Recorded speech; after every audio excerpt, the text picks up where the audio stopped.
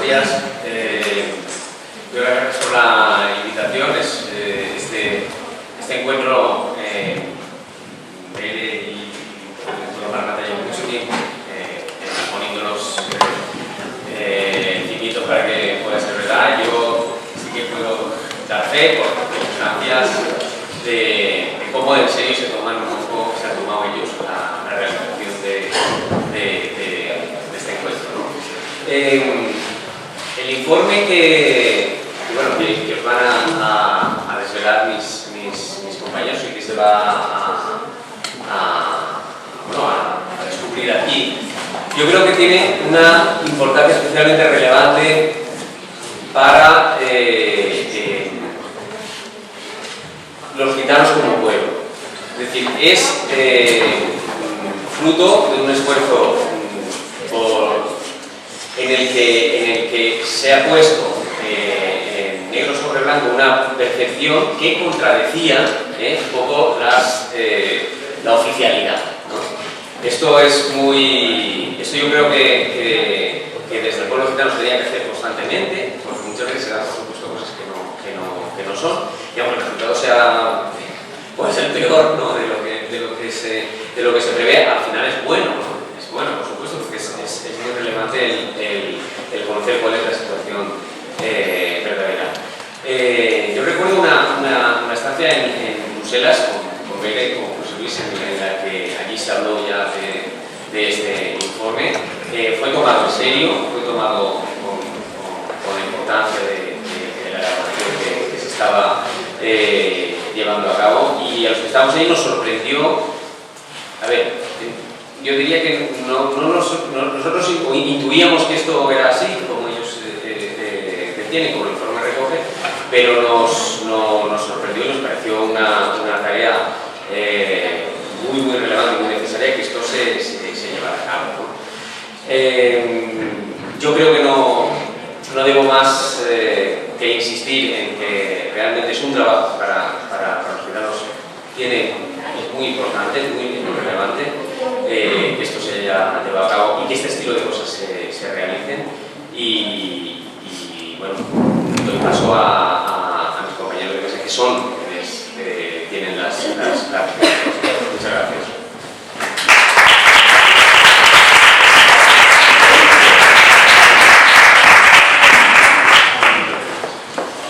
Bueno, buenos días a todos. Soy Joaquín Martín y bueno, me han pedido los organizadores de este seminario que presente un magnífico trabajo de Arnau Soler.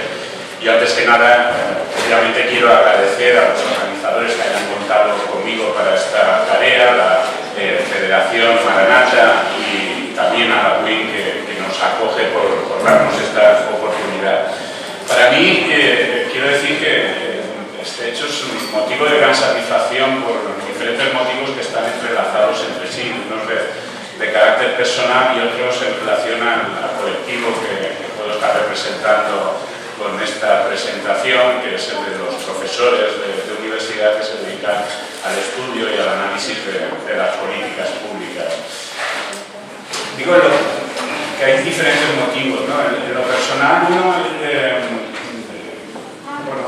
gustaría decirlo porque hace escasamente una semana que fui elegido director del Departamento de Derecho Constitucional y Ciencia Política de la Administración de la Universidad de Valencia. Y este es el primer acto institucional fuera de la Universidad de Valencia en el que actúo como tal director. Y bueno, quiero creer, recurriendo a los usos políticos y constitucionales de la antigua Roma, que es un buen augurio el empezar con un seminario internacional con tanta importancia social como es este en el que nos encontramos, ¿no? Yo espero que sea el prolegómeno de nuevos actos de este tipo para mi departamento, porque eso significaría un éxito para ellos, porque es un departamento que se ha ido convirtiendo en los últimos años, fruto de muchos trabajos de SON, en un referente en muchos ámbitos, ¿no? En el ámbito académico y de la investigación, forman parte de profesores que están marcando doctrina en libertades públicas, en derechos sociales, en igualdad de género, en federalismo, en gobierno local, en análisis electoral o en análisis de políticas públicas. Y además es un departamento que tiene mucha proyección política institucional, ¿no? Desde la pluralidad política, pero buena parte de los profesores que forman parte del mismo han estado o están presentes en organismos internacionales de la Unión Europea, también en gobiernos locales, pasando por el gobierno de España. Tenemos ministros, exministros, gobierno y parlamento de la comunidad autónoma. En definitiva, a mí me gusta recordar unas palabras de Josep Marc que dice: al vent dona la vela per arribar al port molt desitjat, ¿no? Al viento dale la vela para llegar al puerto, el puerto muy deseado, ¿no?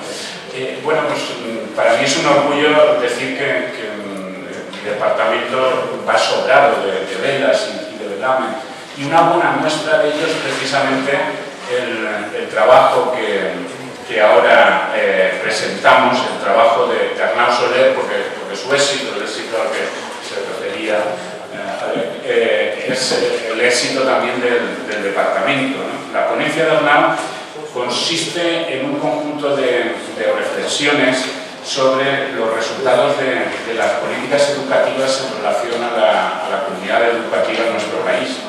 Y más oportuno no puede ser. Estamos a menos de un mes de las elecciones generales, donde en nuestro país se van a repartir de nuevo las cartas del poder y de alguna forma vamos a estar ante eso que los politólogos llamamos elecciones críticas, elecciones que marcan un hito, que marcan un nuevo rumbo para las políticas públicas. De sobra sabéis que hemos asistido a una crisis de confianza política que requiere nuevos acuerdos, que requiere nuevos rumbos, especialmente en materia social, ¿no? Pues este es el sentido en el que me encuentro especialmente satisfecho, ¿no? De poder presentar aquí como director del trabajo de fin de grado que de alguna forma está en el origen de la ponencia de Arnau, su intervención. Yo recuerdo la mañana que Arnau se presentó en mi despacho con la intención de que le dirigiera su trabajo, y lo que más sensación me causó fue su determinación.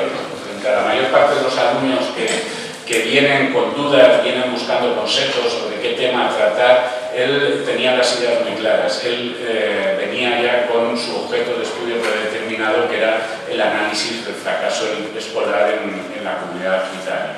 Había trabajado en la Federación Maranata y sobre todo había localizado una falla enorme en las bases de la elaboración de las políticas públicas, que es el contar con datos empíricos adecuados, fidedinos, rigurosos, para a partir de ahí construir las políticas públicas, sustentar las mismas.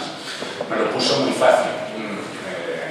Yo solo tuve que explicarle los pasos a seguir en lo que es un trabajo serio, riguroso, de carácter científico, inobjetable desde el punto de vista de los fundamentos, para llegar a unas conclusiones, y a partir de ahí todo el trabajo fue suyo, ¿no?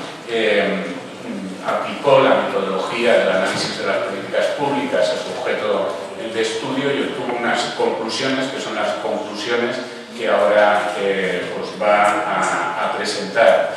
A mí me interesa resaltar ahora que, sobre todo, interesan porque son un acicate para actuar, para reconsiderar las políticas públicas que en materia de educación y en relación a la comunidad gitana pues están haciendo en estos momentos. Si no más, me parece razón más que suficiente para dar la bienvenida a un seminario, un congreso como este, dar la bienvenida a contribuciones y a ponencias como las de Arnau Soler, que ayudan desde la academia y, como diría Josep Marc, a arribar a ese port molt desitjat, ese puerto muy deseado. Muchas gracias, Arnau. Tienes la palabra.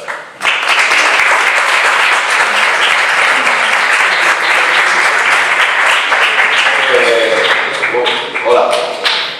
Bueno, yo es la primera vez que hago una ponencia de este tipo, entonces estoy un poco nervioso, ¿vale?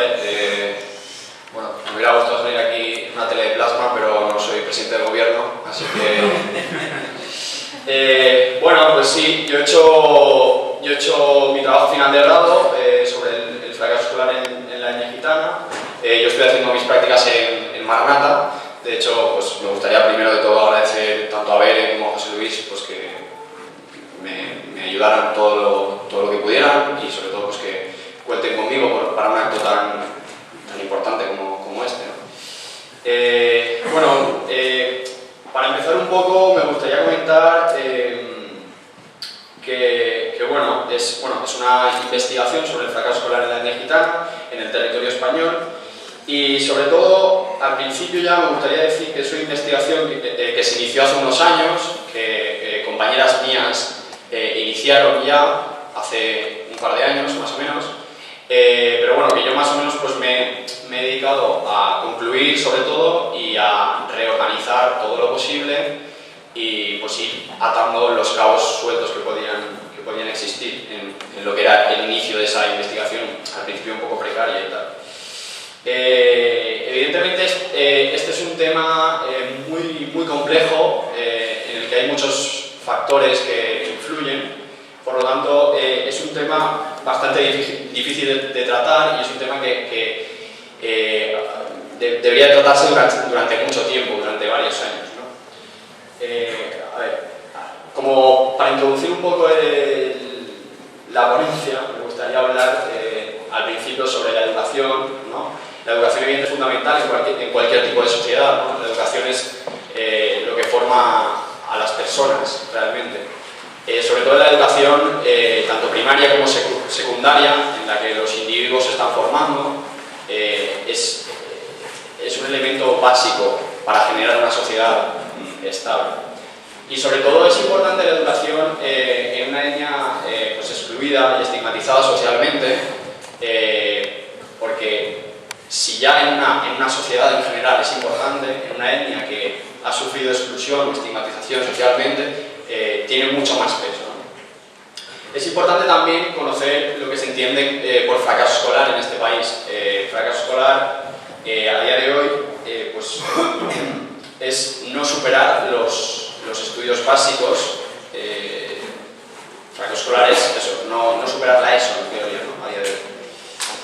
Yo para introducir un poco el trabajo y para empezar con mi trabajo de investigación, me hice varias preguntas clave, ¿no? Que son las que podemos leer aquí. ¿Son reales los datos estadísticos expedidos por el CIS, que es el Centro de Investigaciones Sociológicas, sobre el fracaso escolar en la etnia gitana?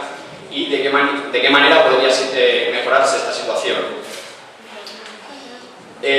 Así que bueno, pues trataré un poco de explicaros de qué forma pues yo intenté descubrir cuáles son esos porcentajes que se dicen a partir de las investigaciones del CIS y pues si son reales o si no son reales, un poco desmentir o verificar esos porcentajes que se pidieron por su parte. Bueno, personalmente yo al principio empecé la investigación, a mí se me dieron unos datos también desde Maranata y yo me di cuenta que probablemente estos datos no fueran todos los reales que parecían, o por lo menos esa es la impresión subjetiva que me dio a mí, y a partir de ahí fue cuando yo empecé a investigar, ¿no? Y bueno, a partir de esos porcentajes también intenté averiguar un poco cuáles podían ser las carencias o las desventajas que podían existir en la etnia gitana que promovieran que esos porcentajes eran los que eran, y luego cuáles podrían ser los recursos académicos, por ejemplo, que podían utilizarse para mejorar esa situación. Así pues, yo me planteé unos objetivos. Por una parte me planteé unos objetivos descriptivos, como son pues, descubrir el porcentaje de alumnado de etnia gitana que no termina la enseñanza secundaria obligatoria, conocer las carencias que fomentan que este porcentaje sea el que es, y desvelar cuáles son los recursos que consideran los centros de estudios que deberían aplicarse para mejorar la situación. Y luego unos objetivos más aplicables, o sea, los descriptivos era algo así más como en papel y los aplicables era como en la práctica. Los aplicables podían ser, pues eso, desmentir o verificar que el porcentaje de fracaso escolar con el que trabajaba el gobierno de España es el que especifican los estudios, o no es, y con ello tener la posibilidad de exigir al gobierno europeo que mejorara las ayudas que ofrece para esta problemática, puesto que, bueno, en cierto modo se entiende que las ayudas para esta problemática muchas veces son insuficientes. De esta forma yo me planteé un poco un marco teórico, o sea, hice un procedimiento todo lo científico posible. Al principio intenté investigar sobre lo que era la enseñanza, la educación secundaria obligatoria, que bueno, pues la ESO parte de 1996 y pues que sus objetivos principales era preparar al alumnado de entre 12 y 16 años para que pues, siguieran sus estudios o introducirlos en el mundo laboral. Tiene un carácter integral y bueno, suele organizarse en 4 cursos y tiene que ser impartido por licenciados o graduados. Me puse a investigar también sobre la etnia gitana, que bueno, me puse a investigar un poco de qué manera estaban asentados en Europa y de qué manera estaban asentados en España. Y bueno, encontré ciertos datos, por ejemplo, pues, bueno, los que podemos observar aquí, en Andalucía 280.000, en Cataluña 80.000, en la Comunidad Valenciana 65.000 y bueno, pues más o menos estas son los... De esta forma también me puse a investigar sobre los estudios que había realizados ya sobre esta problemática y encontré que había un estudio realizado por el gobierno español y que bueno, se planteaba aquí en el Boletín de Educación número 3 de febrero del 2014 del Centro Nacional de Innovación e Investigación Educativa y decía lo siguiente, esto es una cita textual, decía: la población gitana está en términos generales menos formada que el conjunto de jóvenes, mientras que el 64% de los chicos y chicas gitanas de entre 16 y 24 años no han obtenido el título de graduado en eso, solo el 13,3% del total de chicos y chicas de este tramo de edad no lo ha conseguido. Además, solo el 8,9% de la población gitana ha finalizado el bachiller o la formación profesional de grado medio y el 2,6% de estudios superiores. Seguí investigando, bueno, esto puede observarse en esta gráfica, no sé si se ve bien aquí. Sí. Puede observarse bueno, la población total y la población gitana. A primera vista se ve que hay una diferencia bastante notable. Y bueno, me puse a investigar también un poco y me di cuenta de que también tenía mucho que ver con el abandono escolar. Y también había una investigación, o en esta investigación también se hablaba de esto, también en el Boletín de Educación número 3 de febrero de 2014, bueno, del Centro Nacional de Innovación e Investigación Educativa, se decía que los niveles de escolarización de la población gitana hasta los 14 años son muy similares a los del conjunto de la población. Es a partir de los 15 años cuando el número de chicos y chicas gitanas escolarizadas va descendiendo de manera continuada, con una caída muy significativa de 30,8 puntos porcentuales entre los 15 y los 16 años, edades en las que finaliza la obligatoriedad de la educación. Entre los 12 y los 24 años, el 61,1% de los chicos y el 64,3% de las chicas abandonan los estudios. Bueno, de esta forma podemos observar también la gráfica planteada, que también se ve una diferencia bastante notable. Y de esta forma me planteé empezar mi investigación. Así que lo primero era plantearme una metodología. Estuve pensando y consideré que al ser una problemática en la que se juntaban muchos factores, era interesante verlo de una forma un poco cuantitativa, pero también de una forma un poco cualitativa. Y consideré que, bueno, ya había un principio en las investigaciones que habían hecho mis compañeras anteriormente. Consideramos que el cuestionario era pues, el método más fácil y más cómodo para los centros que en teoría tenían que intervenir en la investigación. De esto hablaremos luego un poco. En dicho cuestionario planteábamos, para empezar, que se explicara un poco cuál era el porcentaje de alumnado gitano que no había terminado la ESO en el centro en sí. Se hablaba de unas carencias, se ofrecían unas opciones para un poco entender cuáles eran las carencias por las que ese porcentaje era así. Y en el tercer apartado se hablaba de los recursos que podrían ser utilizados para pues, mejorar esta situación, ¿no? Hubo un trabajo también de localización de centros. Yo lo que intenté fue conocer las zonas en las que todo el territorio español había población gitana y de esta forma conocer los centros de estudios a los que iba población gitana. Y de esta forma poder ponerme en contacto con ellos y enviarles este cuestionario para que me lo respondieran. Hubo también unas entrevistas en profundidad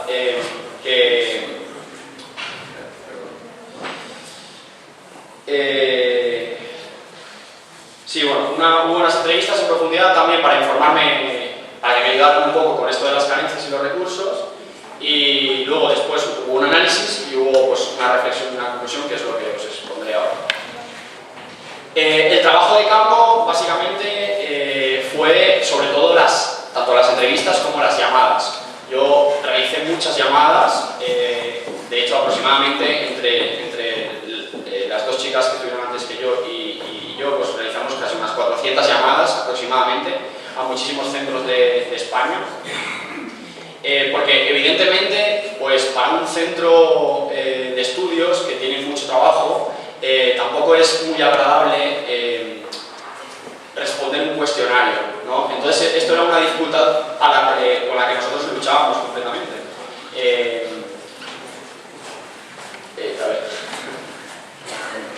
Era bastante importante el contacto previo con los centros, porque evidentemente pues si tú enviabas un cuestionario así un poco a la ligera, los centros, si lo veían en el correo, no lo iban a responder. Entonces era muy importante ponerse en contacto con los centros de estudios y hablar con el equipo directivo para hacerles entender que estábamos realizando una investigación bastante importante y que era muy interesante que colaborasen. Y aún así tampoco hubo muchos que estuvieron dispuestos. En principio la intención era obtener como mínimo una respuesta por provincia, como mínimo. Luego hubo algunas provincias que no nos respondieron y hubo otras que nos respondieron más de una. Claro. Bueno, así pues yo envié los cuestionarios y empecé a recibir respuestas. Hubo un tiempo de espera, me tuve que esperar un tiempo a que me respondieran. Y empecé a recibir un poco los cuestionarios. Cuando ya los tuve todos, realicé un análisis. En el apartado de porcentajes, por ejemplo, vi que el menor porcentaje que se me había respondido en los cuestionarios era de un 40%. Es decir, que se decía en ese centro, es un centro en Sevilla concretamente, se decía que solo el 40% no había terminado la ESO. Y claro, el mayor porcentaje que había recibido era pues, del 100%. El 100% era un porcentaje que se solía repetir bastante, de hecho era el que más se repetía. En todos los cuestionarios que recibimos se repitió durante 35 ocasiones. Y de hecho, en todas las respuestas que hubo 100%, pues, fueron por ejemplo comunidades como la Comunidad de Madrid, como la Comunidad Valenciana, como Galicia o como Navarra. Y la media que yo hice de todos los porcentajes de alumnado que no había terminado la ESO, según los cuestionarios que yo había recibido, era del 96,4%. Después, en la parte de carencias y necesidades, de las opciones que dimos, la más respondida fue la falta de motivación e interés, que se había marcado en 27 ocasiones, en un 54%. La falta de implicación de los padres también estaba marcada en 26 ocasiones, en un 52%, y sobre todo el absentismo escolar, que ya lo habíamos hablado antes, que se había marcado en 22 ocasiones, en un 44%. Luego los recursos que se habían marcado también, pues el primero, en el que más ocasiones se había marcado, era propuestas para la motivación de la implicación de los padres, que se había marcado 23 veces, los monitores o mediadores gitanos para apoyar al profesorado, y los docentes adicionales de refuerzo. Quería contar también, que se me ha olvidado antes, yo hice la entrevista... un momento, perdón.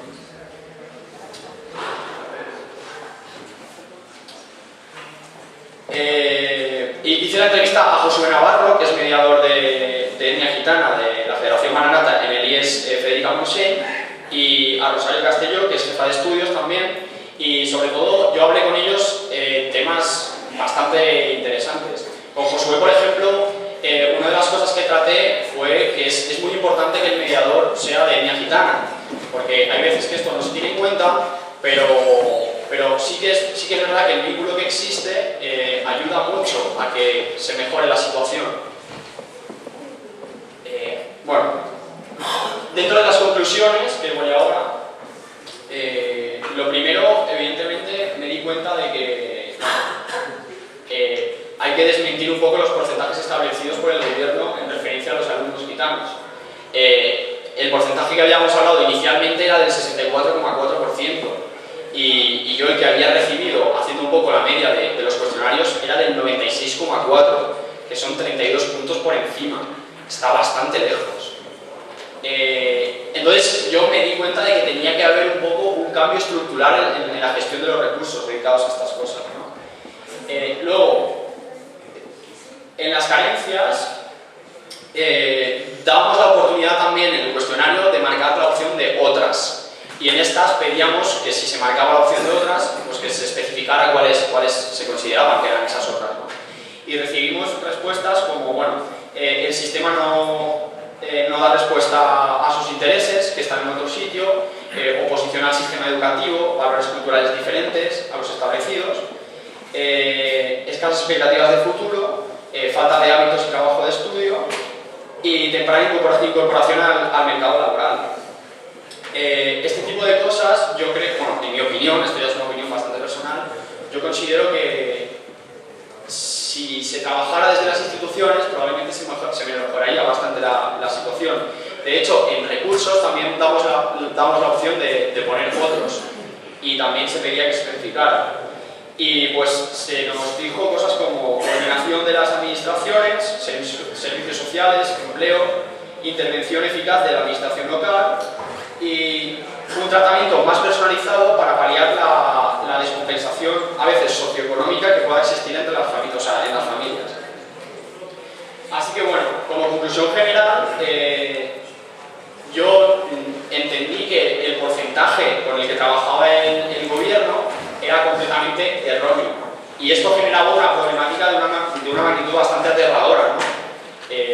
Ya os digo, un 64% del que habla el gobierno, un 96,4% de una investigación que, bueno, nos ha llevado mucho tiempo. Y bueno, pues eso, como conclusión general, es importante tratar la educación y sobre todo, pues eso, una persona sin estudios en una sociedad como la actual está vendida, está condenada a un futuro muy problemático y que probablemente pues lleve a delincuencia o exclusión social. Y eso, en mi opinión, yo creo que si no se consigue paliar estas cosas, terminará yendo en aumento y terminará siendo un problema muy grave. Y pues bueno, yo un poco como frase final, pues eso, que el gobierno sea consciente de esta situación, que no haga un poco la vista gorda o que se tape los ojos y que haga lo posible por cambiarla, porque si no, pues vamos a ir a peor, creo yo. Así que, bueno, pues esta es mi intervención y gracias por escuchar.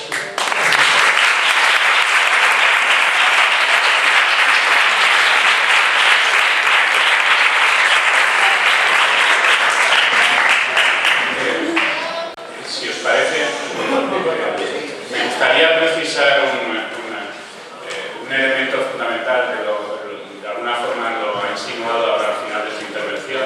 El estudio parte de una muestra importante, pero no es un estudio de toda la comunidad educativa del Estado español y por tanto las conclusiones son indicativas de la existencia de un indicio relevante de que el fracaso escolar de la comunidad gitana a nivel de eso es mucho mayor del que dicen las cifras oficiales. Por eso él está reivindicando un estudio desde las instituciones pues pues, con más medios para que alcance a todo el territorio español.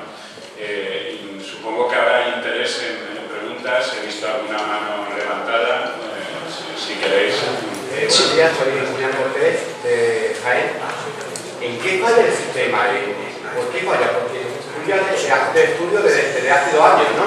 Más o menos. Claro, porque, a ver, nosotros los llevamos a los niños al colegio. Sí. Y saben los profesores de sobra, saben que están fallando, que están repitiendo el curso.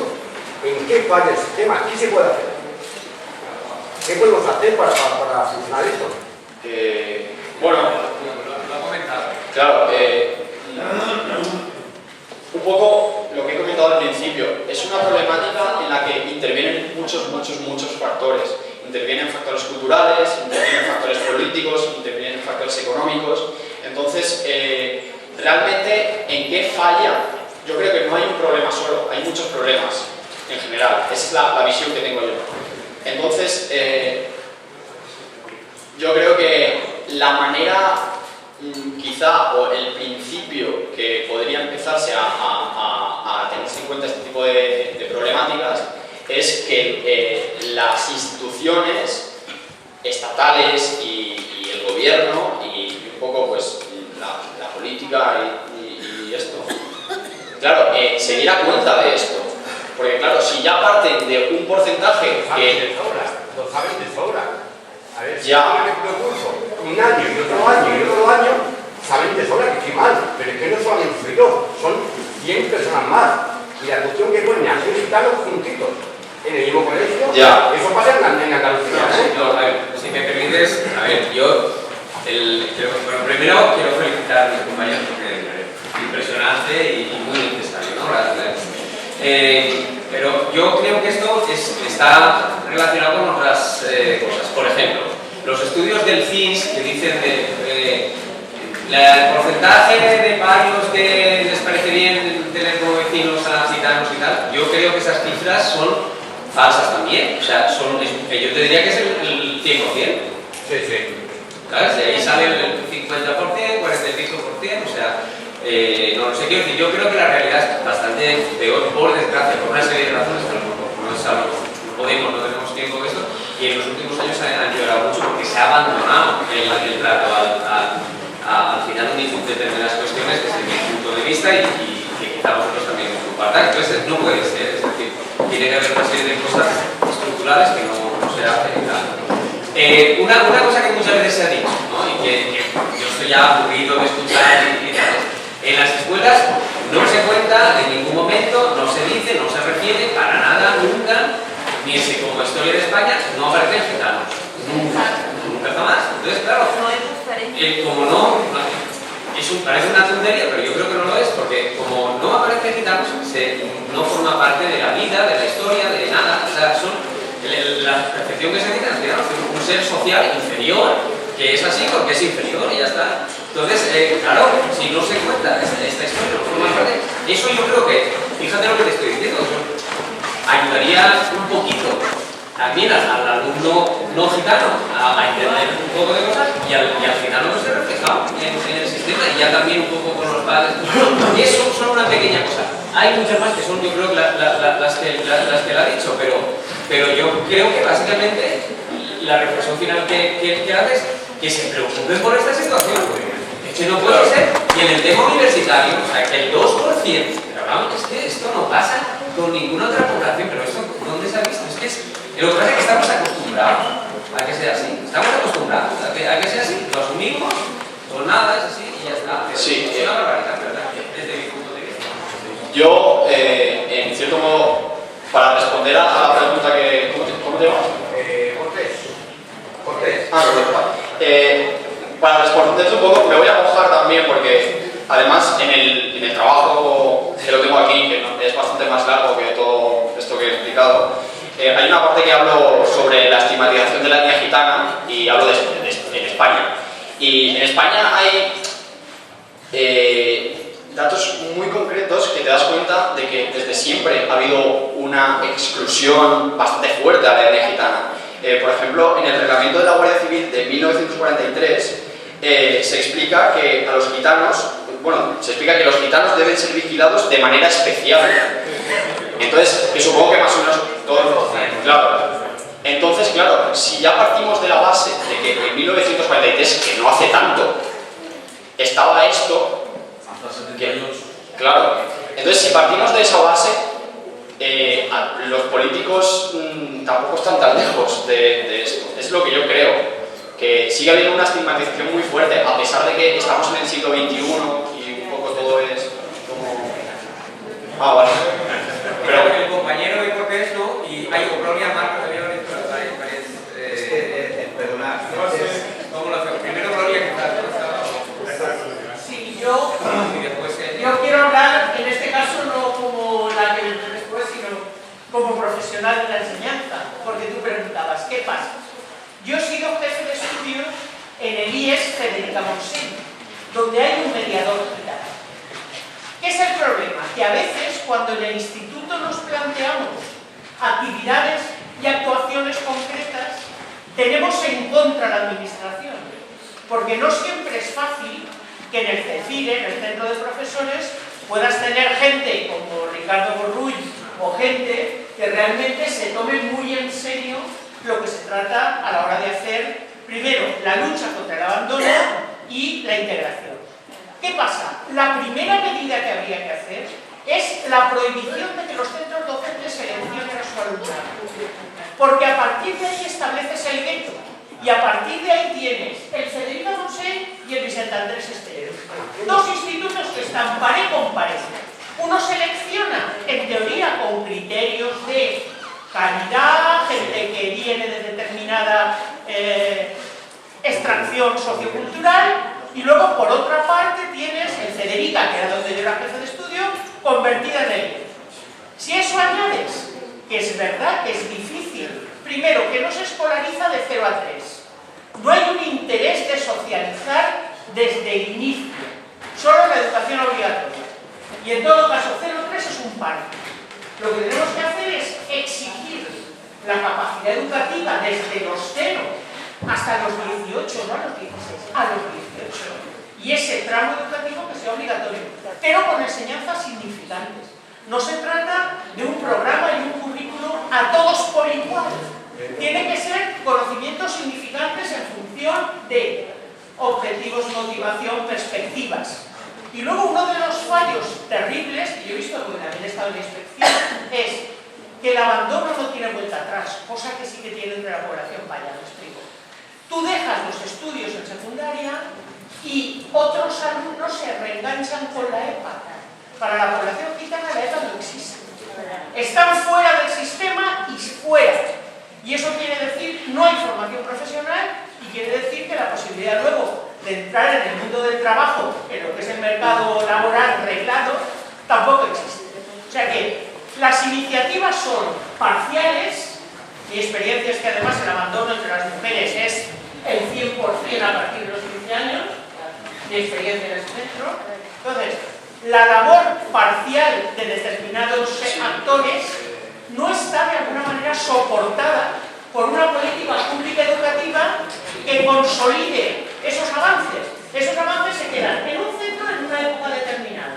Y cuando pasan 3 años, cambia el tipo educativo y ni tan siquiera se mantiene en este centro. Y luego no se extiende. Bueno, sí, tenemos que cortar. Yo creo que antes de despedir aquí a los estudiantes, por supuesto, que darles muchísimas gracias.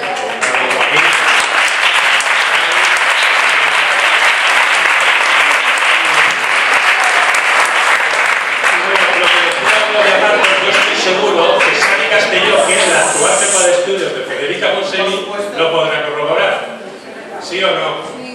Sí. Es que me ha dicho sí que me ha dicho que no. Y también está la de Vicente Andrés. Está también, perdón, que está aquí Vicente Andrés Estellés, correctamente. Es más, querían haber venido de Puerto de Sagunto, de Ribarroja y de otros lugares, pero creo que tenían algo tenían. Dime, Ángel.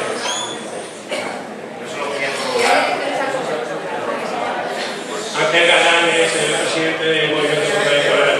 O sea, que lo conoce. Yo solo quería corroborar lo que señalaba Gloria desde la otra perspectiva, es decir, cuando desde algunas entidades vamos a trabajar en no hay centro donde no nos encontremos con actitudes muy enraizadas de anticapitalismo, ¿no? Entonces eso hay que tenerlo en cuenta también. Si está en los chavales de 12 a 14 años, está en los hombres de 30 a 50 años. Marco, por favor.